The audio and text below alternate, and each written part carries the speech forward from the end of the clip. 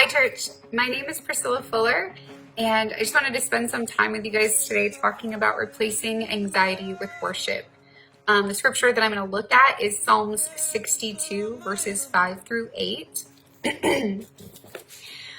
Just a little bit of backstory about that piece of scripture. It's written by King David. It's written during a time when he's fleeing because his son is trying to overthrow him from his throne. So he's fleeing, he's hiding for his life, basically. And I think a lot of us could understand if King David had fled into a cave and just balled up and started crying and being like, God, what's happening in my life right now? I don't even understand this. I think a lot of us would be like, yeah, that seems understandable. But David didn't do that.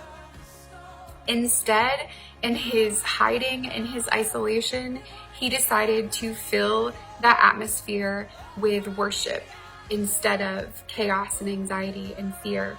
And I think that's such a wonderful reminder for us as children of God that we have the power and the authority to change the atmosphere that we're in. So we're going to go ahead and start reading. Again, it was Psalm 62, verses 5 through 8. My soul, wait silently for God alone. I'm going to pause here for a second. I know that seems silly. If any of you know me at all, you know that it's incredibly difficult for me to get this video in under 10 minutes because I like to talk. But there's something about this part of the scripture that just resonated with me so much. And I'm pretty sure it's speaking to the part of me, the mom part of me. Because David is talking to himself right now. And I know sometimes as moms, we can feel like we're talking to ourselves. But for me, it's because there's so many times when I'm in the laundry room, the pantry, the bathroom, just trying to find a moment of peace, a moment that I can collect myself, that I can grab my heart and speak to it. And so for me, this is that picture of David doing just that. And he says, my soul, wait silently for God alone. For my expectation is from him, and he only is my rock and my salvation. He is my defense, and I shall not be moved. In God is my salvation and my glory. The rock of my strength and my refuge is in God. Trust in him at all times, you people. Pour out your heart before him. God is a refuge for us. So again, that picture for me, I don't actually know if David is in a cave. It doesn't really say, it just says he's hiding, but in my head, he's in a cave. And I love this so much because for me, David's having just this worship moment, this time where he's just pouring his heart out to God. And there's so many times during worship services that the lyrics of the songs are so much for me. They're like written for my heart and for what my heart needs at that moment. And a lot of times while I'm worshiping, my hand will fall down over my heart and just, I'm praying that those words sink in. Like, this is for you, please get this. And I just feel like that's, for me, how I'm seeing King David right now.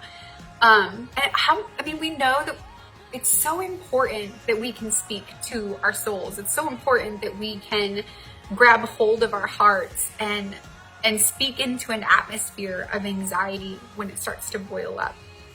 And David is showing us the way to invite worship into that isolation, to begin to change that atmosphere. And the more that we do that, the more that that becomes woven into our own character, the more that we start to reflect the peace of God. So what does David do?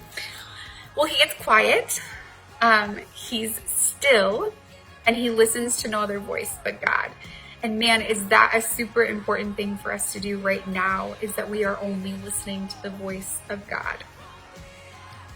The second thing he does he says is, my expectation is from him. My confidence is in God and not in this world. I love that he's proclaiming that, because he's speaking directly to that fear. I expect my God to do what only my God can do. The third thing he says is he renews his own faith. God is my rock, my defense, my salvation, my strength, my refuge. He starts to exalt the name of God, to talk about the bigness of who his God is. And when he starts to do that, his enemy, his fear, his anxieties, all of those things just become so much weaker and smaller in comparison to the mightiness of God.